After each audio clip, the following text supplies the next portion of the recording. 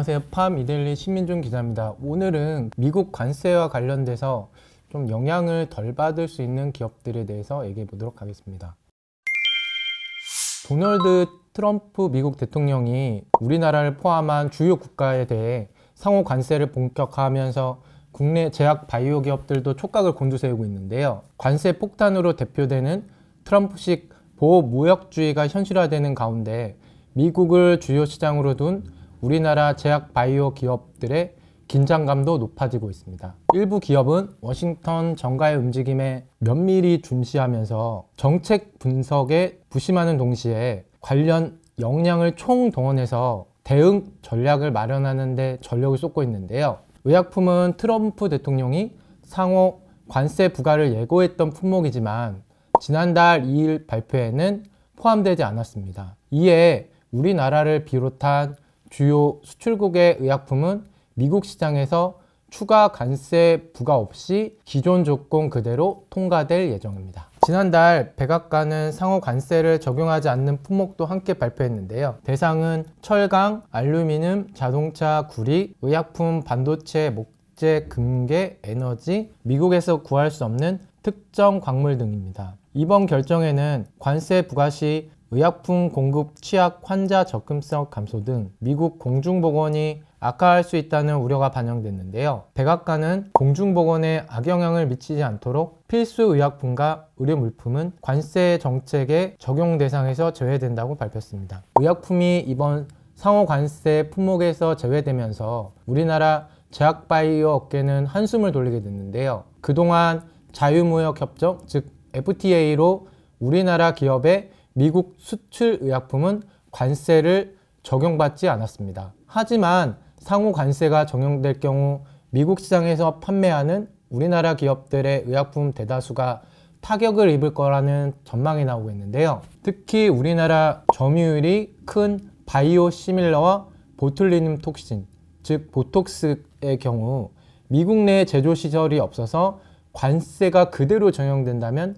큰 타격을 입을 것으로 전망되고 있습니다. 트럼프 정부의 관세 부과 소식을 전했을 당시에 우리나라 제약바이오 기업들의 주가가 큰 폭으로 하락했는데요. 트럼프 대통령은 지난달 2일 기본관세 10%에 우리나라에 대해 상호관세 26%를 부과하겠다고 발표했습니다. 발표 후 우리나라 제약바이오 기업 주가는 대부분 약세로 돌아섰는데요. 지난달 1일 3723.69였던 KRX 헬스케어 지수는 블랙 먼데이였던 7일 3505.66으로 급락했습니다. 이 기간 하락률은 4.6%에 달합니다. 상호 관세가 공식 발효화돼 시행된 지난달 9일에도 KRX 헬스케어 지수는 전일 대비 3.26% 하락한 3451.39에 머물렀는데요. 71개 구성 종목 중 7개 종목만 올랐고 나머지 64개 종목은 하락세를 면치 못했습니다. 지난달 12일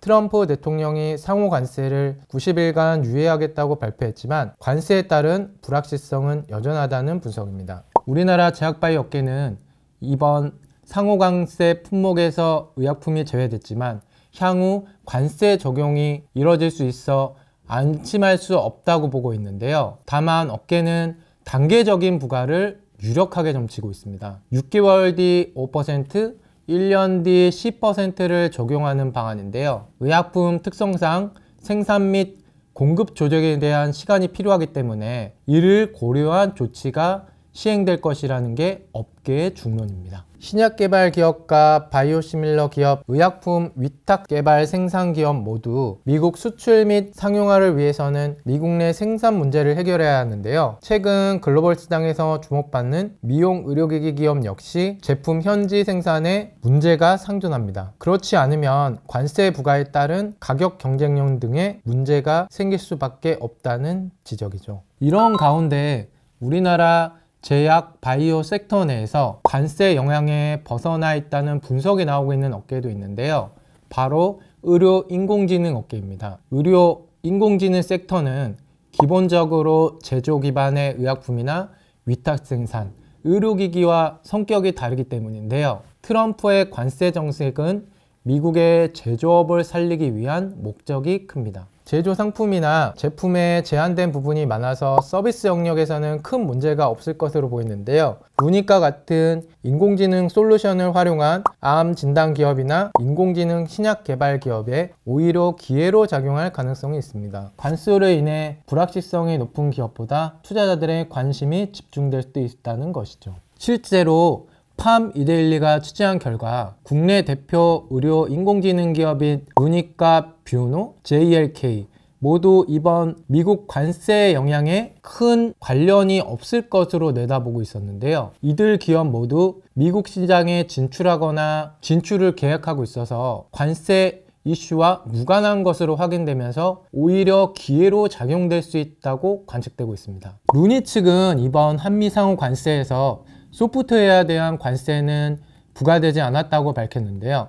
루닛은 인공지능 소프트웨어 개발 기업으로 제조 기반 제품이나 생산과는 연관이 없다는 입장입니다. 따라서 미국발 상호 관세 정책에 영향을 받지 않는다는 것인데요. 뷰노 측도 소프트웨어나 뷰노가 취급하는 솔루션은 관세가 부과되지 않는 품목이라서 관세 관련해 특별한 영향이 없을 것으로 보고 있습니다. JLK도 인공지능 솔루션 기업으로 관세 관련한 변화를 계속 주시하고 있지만 현재 관세 문제에 있어 사업에 지장이 없는 것으로 보고 있다고 합니다. 루닛은 올해 미국 시장에서 루닛 인사이트와 암 스크린 부분에서 매출 확대를 기대하고 있습니다. 지난해 미국발 즉 볼파라 매출은 400억 원 수준이었는데요. 올해 볼파라 제품과 루닛 인사이트 미국 비즈니스 모델을 새롭게 구상했습니다. 기존 병원에서 루닛의 사용료를 지불하는 구조에서 환자에게 사용료를 받는 구조로 전환하는 방식입니다. 이를 통해 기존 1에서 2달러 받던 것을 건당 20달러 가까이 제품 사용료를 받을 수 있다는 계산인데요. 미국 환자 절반 이상이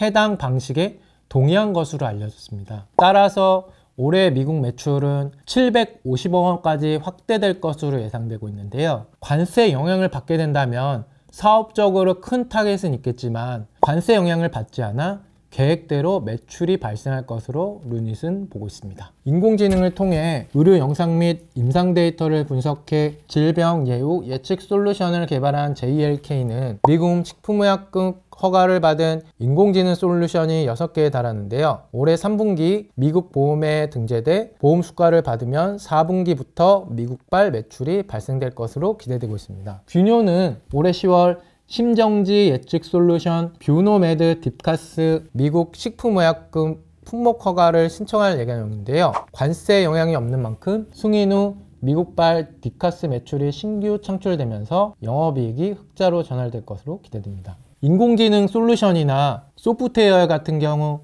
물리적인 제품에 담아 수출하거나 수입할 경우 관세 대상에 속하게 되는데요. 하지만 루닛과 같은 의료 인공지능 기업들은 소프트웨어를 MS 오피스와 같이 제품의 키를 병의원과 글로벌 제약사 등에 제공하는 방식으로 미국 시장에 진출하고 있습니다. 지난 트럼프 대통령 1기 때도 관세 이슈가 있었지만 이런 방식의 소프트웨어에 대해서는 관세를 부과하지 않았습니다. 오늘은 미국 관세에 영향을 받지 않는 기업들에 대해서 다뤄봤는데요. 끝까지 들어주셔서 감사합니다.